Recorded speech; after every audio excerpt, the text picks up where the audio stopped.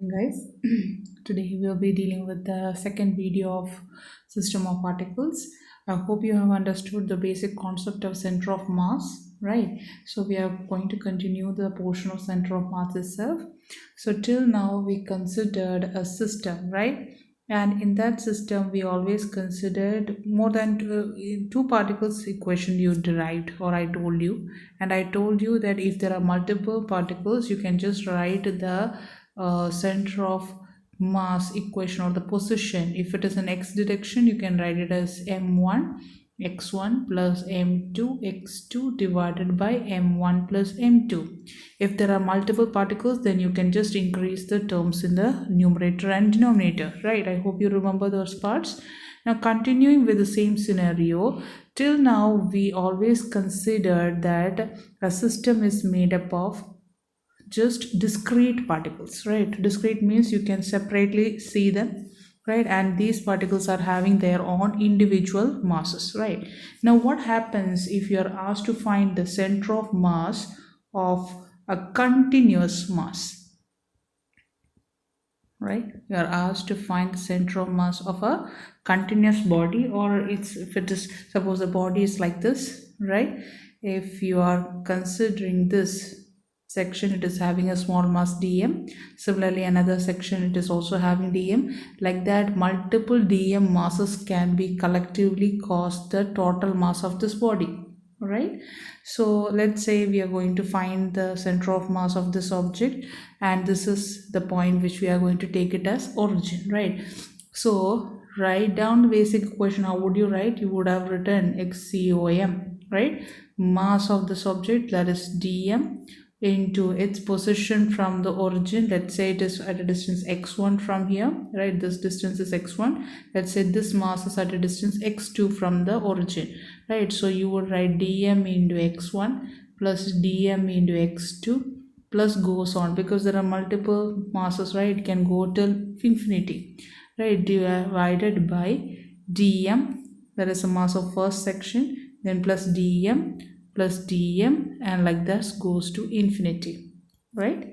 So you can actually write the position of the center of mass of a continuous object in the x direction as just as equation integral 0 to L. Let's say the length of this rod is, or this body is from, or total is L. So from this end to this end, let's say it is L. So I will write xcom is equal to integral 0 to L. I can write dm x whole divided by integral 0 to L dm,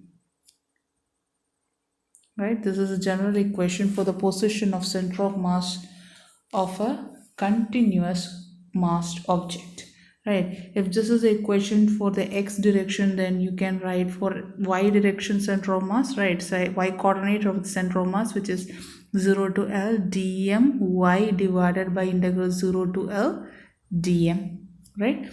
Similarly, you can write for z position also, which is 0 to L dm z divided by integral 0 to L dm, right? Like that you can write multiple equations, or three coordinate system is only dealt in your syllabus, so you can write for three coordinates, right? Now see guys, you know, if there is a rod, let's say like this, right? Let's say the rod is uniform and it is having length L and it is having mass m. So you know the center of mass will be exactly at the center, that is L by 2 from one end, right? It will be center, that much you know, right? So you can even prove the same by using the concept of continuous mass. How? Let's see. That is, using the continuous mass concept, we are going to find that center of mass of a uniform rod is exactly at its center, right? Clear? So suppose the rod is having length L and it is having mass m, right? So how would you write? Let's say this is only in x-axis, right? So you just have to find x-axis coordinate, right? So how would you write? xcom is equal to integral 0 to L dm into x, or I can just write it as x into dm, right? Integrating with respect to dm whole divided by integral 0 to L dm. What is 0 to L? This is 0's position and this is L position. From there to add the sum of the individual small masses constitute the total mass of the rod, right? So here in the denominator I can just write it as capital M, right?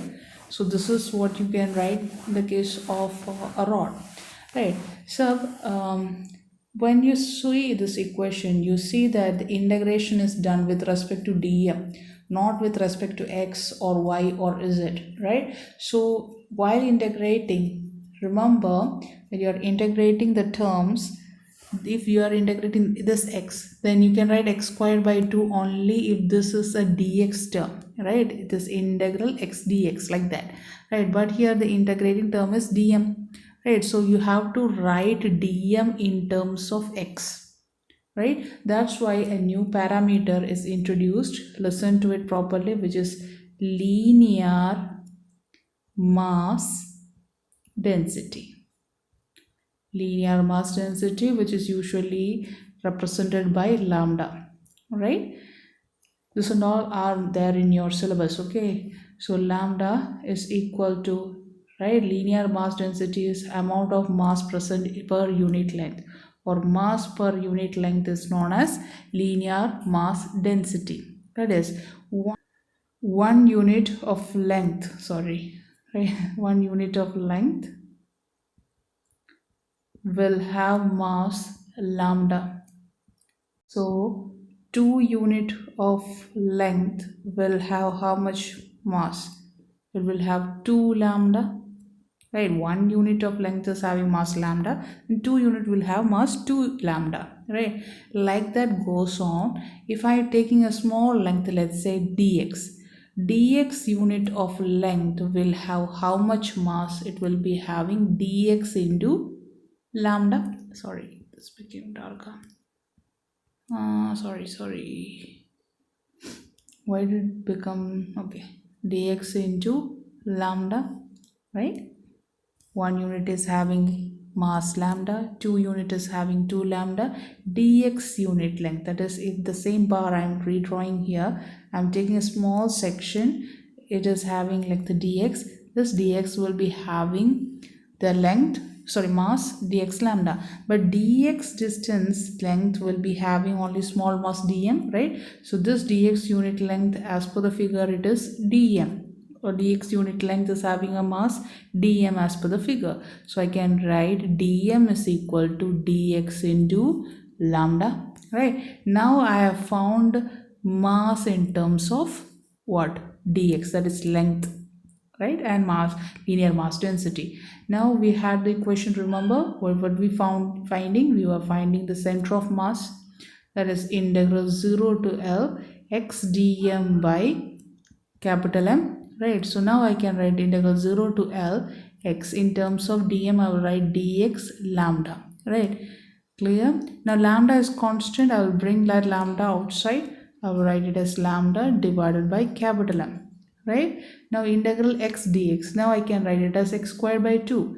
That's lambda by m, x squared by 2, upper limit L, lower limit 0. Now 2 can be brought outside, that is constant, so it is 2m, that is lambda by 2m, upper limit square minus lower limit square. So this term goes off, right? So I can write lambda L squared by 2m. Now, what is lambda? Sorry, what is lambda? Lambda is mass per unit length. So I will suffix lambda with m by L divided by 2m into L squared, right? Or m by L, right? Into 1 by 2m into L squared. So 1 L cancels, cancels. You will find XCOM is equal to L by 2. Now this is what we were going to find, right? That is the center of mass of the rod is located at the center. Yes, you have found it as center. Clear? Right? Now, so I'm just introducing, guys, that is that you could have found by the earlier process itself. That is, it is very easy to find for the center of mass of a rod is exactly at the center, but some of the times in the NEET etc you will be given a continuous body as it is and you will be asked to find center of mass. That is very difficult if you didn't understand the logic. Suppose the same type there was a NEET question. This is an HC Verma question. So suppose a position is given like this origin and you're given that the linear mass density is given as 2x, right? And you are asked what is the center of mass of this object, right? Let's say L is the length of the object here. Let's say it is rod, right? So you know dm is equal to lambda dx as per the previous derivation we did. So lambda I can write it as 2x into dx. Right, this much is clear. Now we can just write xcom is equal to integral 0 to L, right, x dm, that is x dm, that was a formula, right, divided by integral 0 to L dm. Now here I cannot convert this entire term into m. Why? Because here, see, each unit is having, see, initially lambda was equal to mass per unit length and you divided each term into dx, right, and you found that the mass, you can take that sum of them is equal to total m, right. We cannot say that because that is what we assumed, right. Here we are not given the actual mass, nothing has been mentioned, so don't go for the straightaway equation as integral 0 to L dm is equal to mass. You will understand while I'm solving the problem, right? So until and unless you are given that the total mass is m, right, don't go for it. Nothing has been mentioned regarding mass here, right? The question is just given like this. You're given linear mass density is 2x. You're asked what is the position of COM, right? That is center of mass. Nothing has been mentioned about the mass of the rod. So don't jump to this formula is equal to m. Okay, right. Now that means you have to write every term in the terms of lambda. What is the term given in the question? That term you have to suffix in their answer also, right? So how would you solve this one? Integral 0 to L x, what is dm? It is lambda into dx, right? Lambda into dx divided by, here also you can write 0 to L lambda into dx, that is dm, right? So you can cancel any term, right? You can cancel now the lambda terms, right? Or but no, lambda cannot be cut or cannot be removed. Why? Lambda is already a variable form, so you cannot cut it. I'm sorry. So you have to again go for the derivation section, that is integral 0 to L x. What is lambda? It is 2x, right? So this becomes 2x squared dx divided by integral 0 to L 2x dx. Now 2 is a constant term which can be removed, right? Right. Now integral x squared dx cannot be cut by integral x dx, okay? Integral x squared is what? X cubed by 3, right? Upper limit, lower limit. Similarly, integral x dx is x squared by 2, right? The term on the value changes, right? Now substitute the upper limit and lower limit. It will be L cubed by 3 divided by L squared by 2. Now you can cancel LL, right? So this L cubed by 3 into 2 by L squared, right? You will get the value as 2 by 3L, right? That is if, see, now the position of center of mass is not at the center. It is at the position 2L by 3 from the origin, since the linear tangent density has been changed to 2x. See, don't write the denominator as total mass m. Okay, clear? Now similarly, someone asks you what is the center of mass of semi-circular wire, right? So which is having a linear charge, sorry, linear charge density, linear mass density of lambda. It is having radius r and mass is m. So you are asked, so that is, this is a semicircular ring, right? You are asked what is the what center of mass of the this one. Now One damn sure is that X position will be here, right? The position of Y is in the question, that is from where to where, or in the which location the center of mass will be, right? You can know the coordinate of X, right? So XCOM is what? 0, 0. Like I can say, if this is taken as origin, right? Clear? So XCOM, you know the position, which is this one, exactly here, right? Or I can say it is r by 2, or it is d by 2. No, it's not r by 2, it is d by 2. Diameters half, right? Now the question comes regarding YCOM. Please mark up the equation, which is 2r by pi. That is the position of center of mass of your any circular ring. That is from here to here, this will be the position. This distance will be 2r by pi, right? Clear? Now there is a derivation for this, guys, but I don't think you guys have to learn the derivation. It's a lengthier derivation, but you just have to by heart the equation. Ask you the center of mass of a semicircular wire, you can just say the center of mass is located at what? 2r by pi from the center, obviously in a bow direction, right? Clear? There is a position of center of mass of a semicircular wire.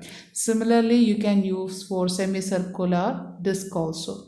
So for a semicircular disc, again the position of center of mass is with respect to what? Y direction. So y coordinate has to be found. It is 4r by 3 pi. 4r by 3 pi. Clear? That is a position of semicircular disc. That is, this is a disc, okay? This is what? Disc means it's a solid one. So the position is from here to here, and this distance is 4r by 3 pi, where r is the radius of the semicircular disc. Okay, so this and all you guys can make a board, or you can make a chart and write it down. Okay, now the problem here is, while you are calculating a semicircular disc, right, in the earlier section it was a what? A one-dimensional question. That is in the case of ring, right? It was a one-dimensional case. That means you just have to consider the length. But when disc is considered, there is a concept of area, right? So that's why in place of linear mass density, and another parameter you have to know, which is surface mass density, right, which is sigma, right? That is surface mass density. Sigma is mass per unit area. Clear? So what is suppose what is the mass of a, suppose that semicircular disc is having mass m, radius r, right? So mass is m. What is area? It will be pi r squared by 2, right? Pi r squared is the total area of the semicircular disc. Half of it will be pi r squared by 2. So this goes here, right? So this is the equation for surface mass density, which is 2m by pi r squared in the case of a semicircular disc. Alright, so just like the previous one, right, I can write, if you are asked to write the, initially remember in the case of length we wrote a mass in terms of linear length density or linear mass density, which is dm is equal to lambda into dx, right? Similarly here dm, mass of a small section, right, small section of disc, right, the solid surface, can be written in terms of surface mass density, which is dm is equal to, in place of lambda write it as sigma, in place of dx write it as area, which is dA, right? Clear? Right? Similarly, since we have talked about it, there is another section which is volume mass density. Volume mass density. Again, see guys, this and all are not present in your textbook. Okay, this and all are neat topic. That is from where I would say that is to locate for the continuous mass section. There is equation is given, but the problems has not been dealt. So the linear mass density, the surface mass density, the volume mass density, this and all are your neat portions. Okay, So volume mass density that can in that, let's say it is rho, right? So rho is what? It is amount of mass per unit volume, right? Clear? So dm, that is small mass of a volume, means if suppose the surface which you are considering is a cube, right? It can be a cube, right? You are asked what is the center of mass of the cube, right? So I can write mass of a small area of that cube rho em is equal to volume mass density into dv, that is volume of that small surface, right?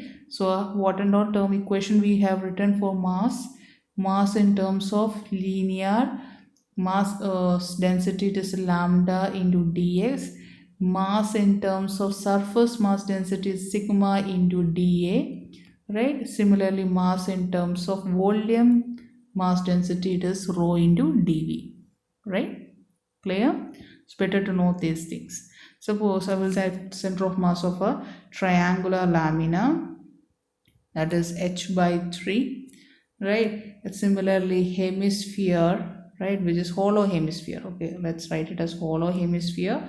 It's r by 2. This and all are YCOM. Okay, position from the suppose this is a hollow hemisphere. You are telling that at a distance r by 2 you are having the center of mass of a hollow hemisphere. Similarly, for a solid hemisphere it is 3r by 8, right? And for a solid cone it is h by 4, right?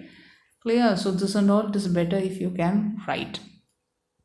Okay, make a chart and write it down, guys, that equation. So next topic is motion of center of mass. That is what happens when an object is moving. So when an object is moving, its center of mass is also moving, right? So we have learned that the center of mass position is RCOM is equal to M1 R1 plus M2 R2 plus goes on till Mn Rn divided by M1 plus M2 and goes on till Mn, right? Now let us differentiate these two terms with respect to time. So it will be drcom, right, divided by dt. This will be M1 is constant, mass is not going to change, dr1 by dt plus M2 into dr2 by dt plus Mn drn by dt, right, whole divided by M1 plus M2 plus Mn. Now guys, goes on, okay, this dt can be cancelled throughout, right? So I can write here d, or I can say no, need not remove, I can just get an equation from itself, right? What is dr by dt? Velocity, right? So I can write velocity of center of mass is equal to m1 into velocity of the first particle plus m2 into velocity of second particle goes of mn vn divided by m1 plus m2 plus m1 of. This is the velocity of the center of mass, right? That is if the object is moving. Similarly, I can write for acceleration of center of mass also, that is once you again differentiate it, so you will write it as m1a1 plus m2a2 plus goes of mn an divided by m1 plus m2 plus mn, right? This is the equation for center of mass acceleration, right? So this is the equation, very easy to understand. It is same as that of the format of the position of center of mass. Okay, suppose you are given a question like this. There is a 1 kilogram block, let's say like this, right? Let's say this is moving in this direction by 5 meter per second velocity. Let's say it is making an angle 37 degree with the horizontal, and there is another 1 kilogram mass, right? Let's make it also moving with another angle 10 meter per second. It is also making 37 degree with the horizontal, right?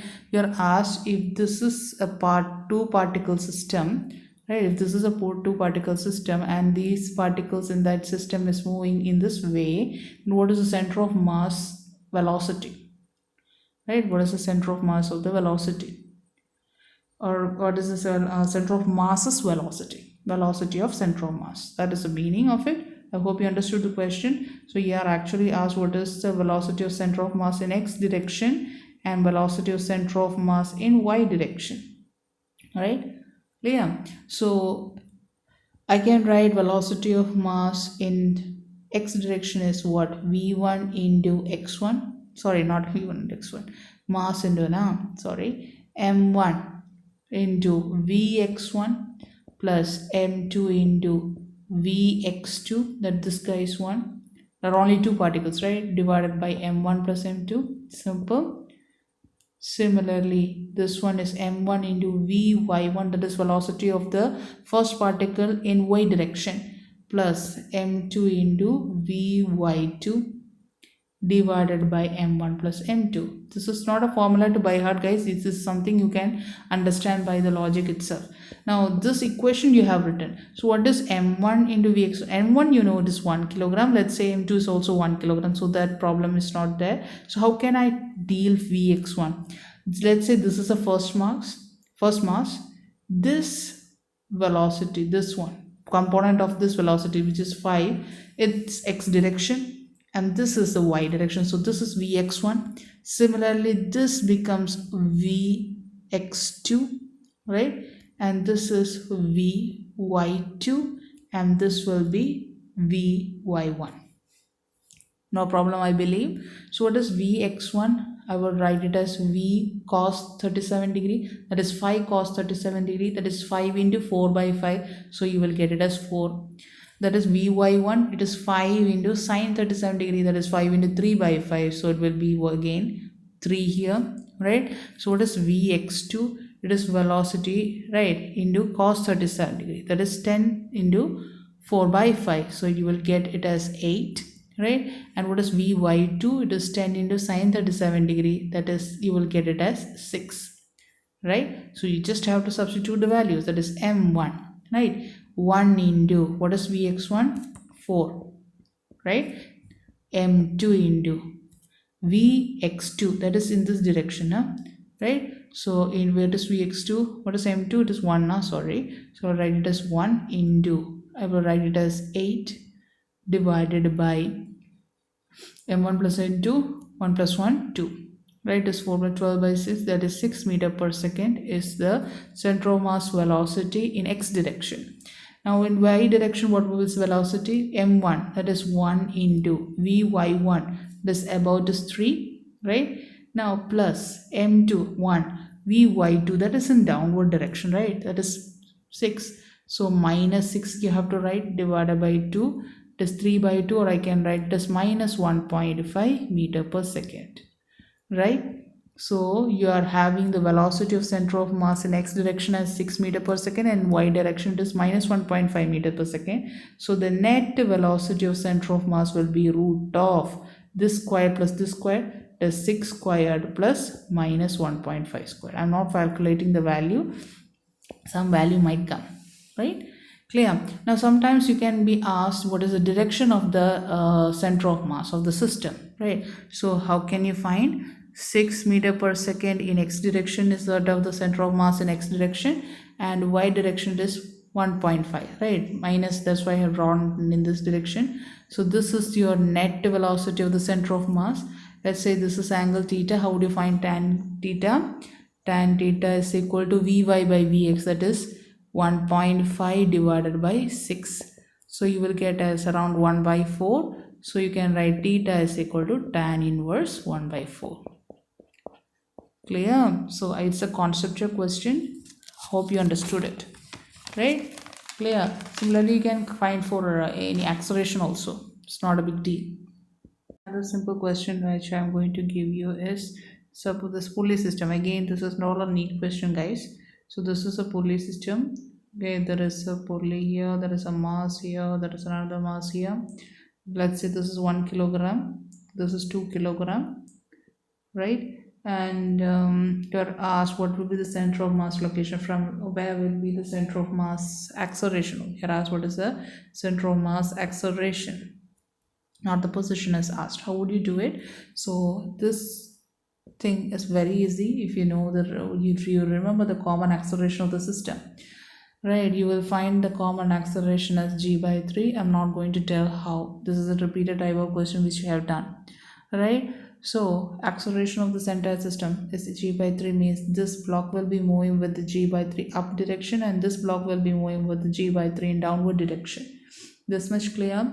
Now you got m1 a1, you got m2 a2. So acceleration of center of mass is m1, which is 1 into g by 3. Let's take this direction as positive, then this direction will be negative, plus m2 is 2 kilogram. It is g is minus g by 3, that is acceleration downwards, divided by m1 plus m2 is 1 plus 2, that is 3. Right, you can calculate the value as g by 9 with a negative sign. Negative sign indicates that the acceleration of the center of mass is in which direction? Downward direction, because I have taken the direction of downward as negative. Right, clear? Now we are going for a next section, guys. Very important in the case of both NEET as well as your textbook question point of view.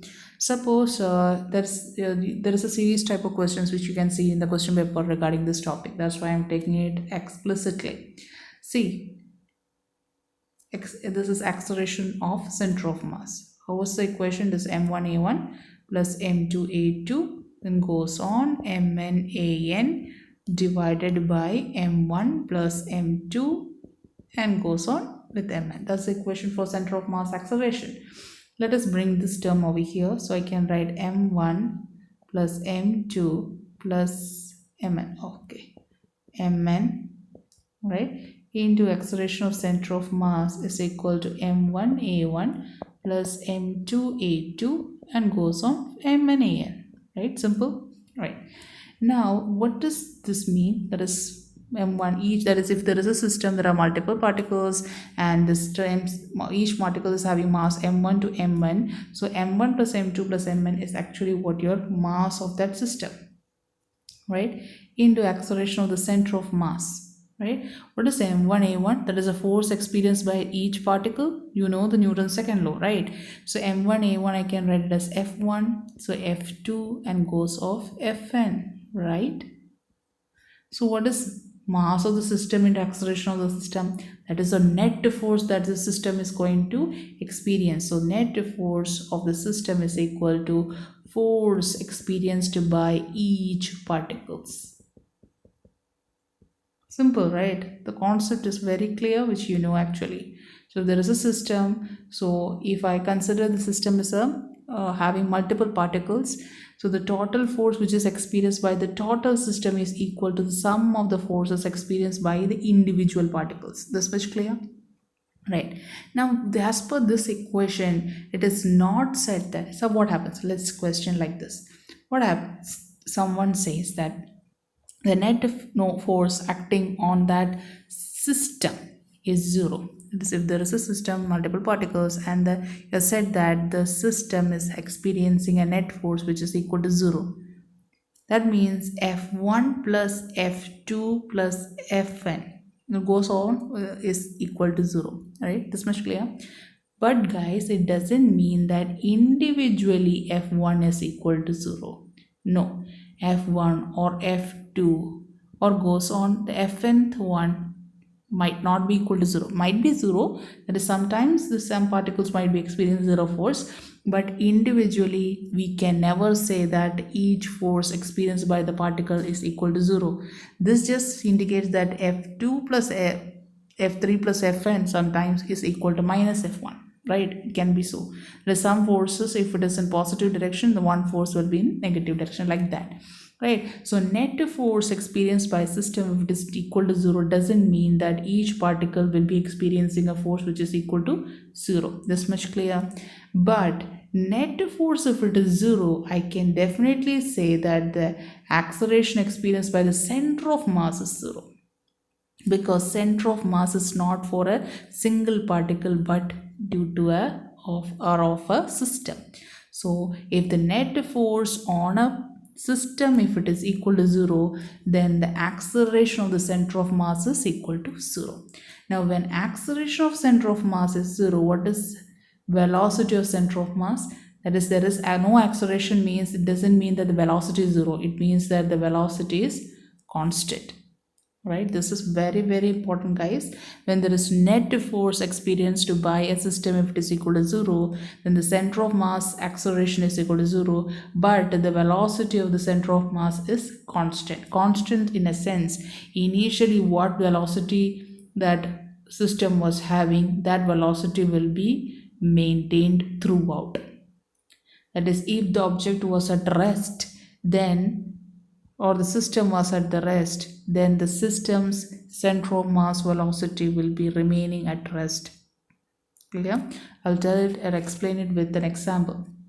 See, let's say I'm going to consider a system with two masses m1 and m2, and there is a gravitational force acting on it, such that F12 is the force experienced by the first mass due to the second mass, and similarly second mass is experiencing an force F21 in this direction, and you know that F12 is equal to minus F21. You have learned in your can understand that in gravitation. I believe you have learned in your 9th class. That is how much, that is your Newton's third law. Every action has an equal and opposite reaction, right? This much clear. So if you are asked what is the net force experienced by the two or by the entire system, it will be F12 plus F21, right? So it will be 0. So the system is experiencing a net force as 0, right? So let's say this initially the system was at rest, let's say it is rest. Okay, so what will the acceleration of the center of mass? If the net force is not there for the entire system, then the acceleration of the center of mass will be also 0. So what will be center of mass velocity? It will be constant, right? So suppose if this mass had a velocity v1 and this mass had obviously it will be having velocity, man. Individual masses will be having velocity. Obviously this mass will be experiencing a push here, right? So it will be moving with the velocity v1 in this direction. This mass will be moving with the velocity in this direction, but the sum of the velocities of the system will be constant. Individually they have velocity, individually they have acceleration, individually they are experiencing a force. But if you look into the system, the net force is 0, the acceleration of the center of mass is 0, and velocity of the center of mass, it might be here somewhere, right, is constant. Clear? Right?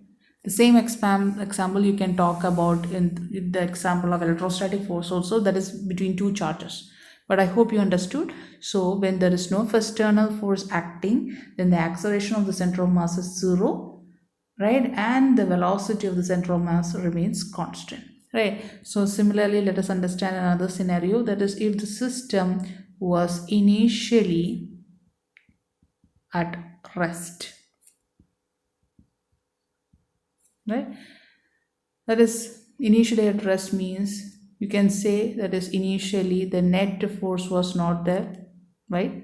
So obviously center of mass is 0, right, and the velocity of the center of mass is what? Constant, right? Since but the object is initially at rest means what was the initial velocity? 0, right? So still now the velocity of the center of mass will be what? 0 itself, right? So initially if the system was at rest, so its velocity of center of mass always remains 0, right? So if velocity is 0, that means there has not been any displacement in the case of center of mass. That is, the displacement of center of mass is 0. Keep this as a very important point, guys. That is when the system was initially at rest, right? So and if there is net force, no force is acting on it, right? The net force of the system experiencing the system, or totally the system experiencing a net force which is equal to 0, then the center of mass acceleration is 0, velocity of the center of mass is 0, and there is no displacement of center of mass. That is, initially what and all the position of center of mass is, that remains constant. Clear? We can explain, I will explain this the entire detail by using a problem. Now this is a repeatedly type of question, guys. First start with a simpler one. Suppose this is Manoj, right? Let's say this is Manoj, Let's say he is of 60 kilogram and he is on a boat of 40 kilogram. Let's say the boat is length is 4 meter, right? And Manoj is trying to move in forward direction, right? You are asked what will the displacement of the boat when the Manoj is moving from one corner to the another corner. Let's say this corner, the entire length is 4 meter, guys. I just drawn a boat, so that means the Manoj pushes to cover 4 meter. That much clear, right? Now perspective is very important. From whose perspective you are going to say? The perspective of a person who is on the ground. Obviously this will be in the river, right? This much clear. So when Manoj is exerting a force on the boat in this forward direction, right, then the boat will be experiencing an equal and opposite force, right? This guy is applying force like this, means the boat will be also pushing him backwards, right? So I can say the net force which is experienced, or a net force of the system, is equal to 0, right? So if F naught it is equal to 0, what will the ACOM, that is acceleration of center of mass, that will be 0. Initially, let's say nothing has happened, it was stagnant, right? Initially it was rest, that is the entire system was at rest. So VCOM is also 0, because it's actually constant, but since I am telling you it is initially at rest, and VCOM is equal to 0. This much is clear, right? So we will get a general equation, guys. We are going to move towards a simple shortcut equation, but before that you have to understand the logic. That's why I'm taking it in a lengthier process, right? This much clear. Now I can write for RCOM, right, which is equal to M1 R1 plus M2 R2. There is only two, guys, this person and the boat, so I will write with only two, M1 plus M2, right? Now let us differentiate both the sides. So with respect to time, so this will be with respect to time, and this also with respect to time, so dt will be cancelled. So I can write drcom is equal to M1 dr1 plus M2 dr2 divided by M1 plus M2. This much clear? Now we are told that when the initial condition, the center of mass where it is placed, suppose the center of mass is here, then if initially the system is at rest, then also the center of mass will be remaining at that position itself. Remember, that is drcom is equal to 0. So this term cannot be 0, so obviously the numerator is equal to 0. So M1 dr1 plus M2 dr2 is equal to 0, right? See, this term becomes 0, right? So mass is not equal to 0. One is 60 and the other person is 40 kilograms, so that term is not 0. So numerator should be equal to 0, right? So I got a basic equation for solving the problems, that is M1 dr1 plus M2 dr2 is equal to 0, where dr1 and dr2 is the position change of the masses M1 and M2 with respect to a person who is standing on ground, not with respect to the river, guys, with respect to what? A person who is standing on ground, right? So this is the person who is standing on the ground, right? That is, suppose the Manoj is moving towards the right, and he is wishing to move by how much meter? 4 meter, right? So at the same time, when he is moving in the forward direction, the boat will be coming back in the 4 meter, not 4 meter, but some distance the boat will be going backwards, right? That is, he is exerting a push. So he is moving, that is Manoj is moving in 4 meter forward direction. The boat will be also moving in backward direction. You can listen, guys. It is something which you have to imagine. No, you cannot spoon feed you guys, right? So this boat will be moving in a backward direction. Let's say the boat is moving backward by a direction or a distance x. So a person who is standing on the ground will never see Manoj to be covering 4 meter. He will be feeling that Manoj is covering a smaller distance, right? He will be feeling that by the time Manoj reaches here, the boat also would have moved into this direction, right? So the person who is on the ground will feel that 60 kilogram weight, he's 60 kilogram, Manoj, how much is weight?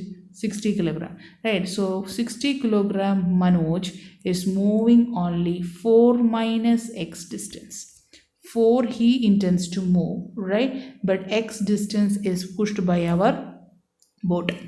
Clear? So similarly, what is boat's mass? 40 kilogram. And how much is boat displacing with respect to person outside? He is moving in minus. This is minus, this is plus direction, right? Right. So this is equal to 0. Now you can solve the equation. You will find x is 2.4 meter. So you have taken the direction as correct. So that means the boat is moving with a distance of 2.4 meter in this direction. Right? Clear? Right? Now similarly is a monkey problem which is usually asked. Let's say there is a balloon here. The balloon is of mass m and a monkey is trying to climb this rope, right? Let's say the monkey is having mass and this rope, let's say, is connected in such a way that this is a distance L. The monkey is trying to climb up, right? And you are asked by what distance the balloon should shift downwards. Obviously the balloon will be coming down.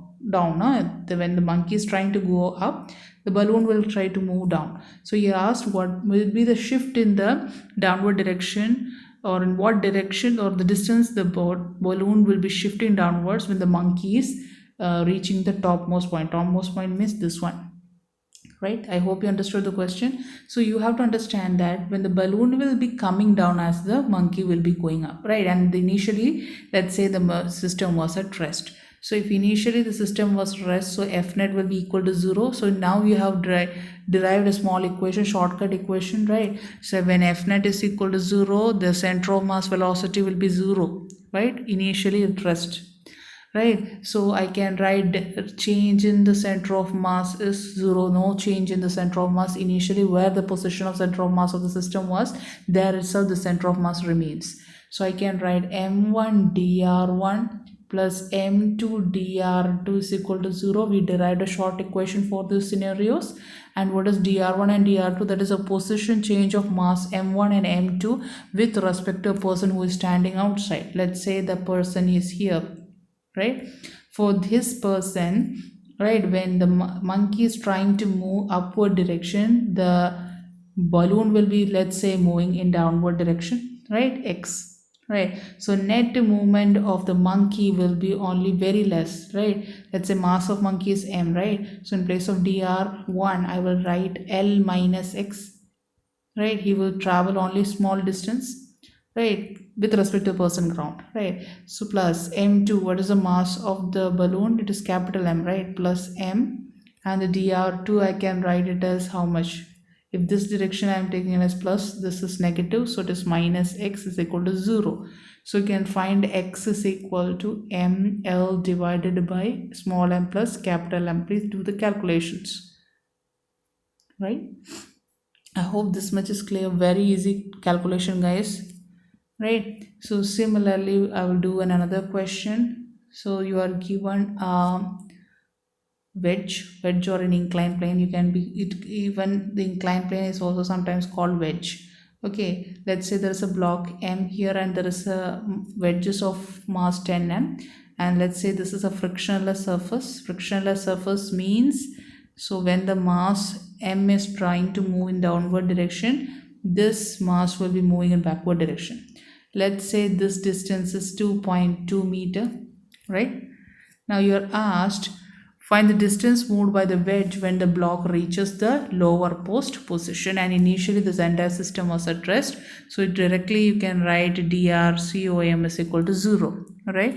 And you can write m1 dr1 plus m2 dr2 is equal to 0, right? Where m1 is, let's say, is the mass of the block, right?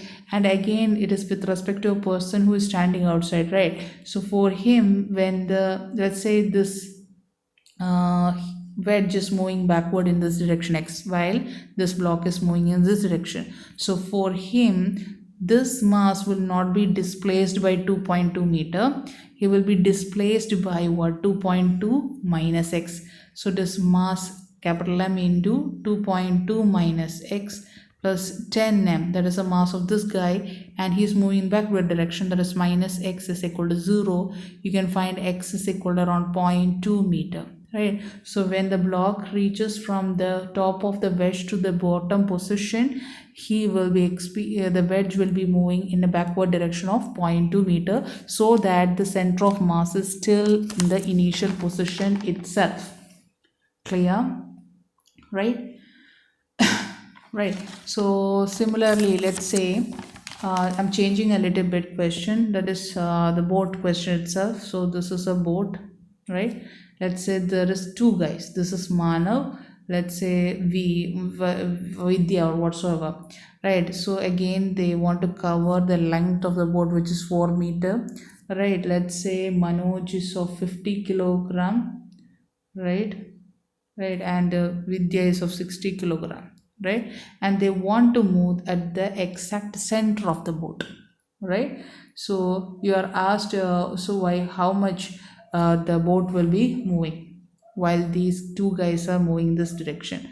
So these two guys want to reach the center, means this guy will be expecting to move by 2 meter, and this guy also expects to move by a 2 meter, right?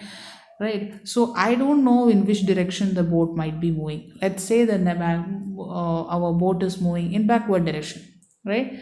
Which is, let's say, is x. Same scenario initially at rest, right? So drcom, there is no change in position of the center of mass, that is drcom is equal to 0.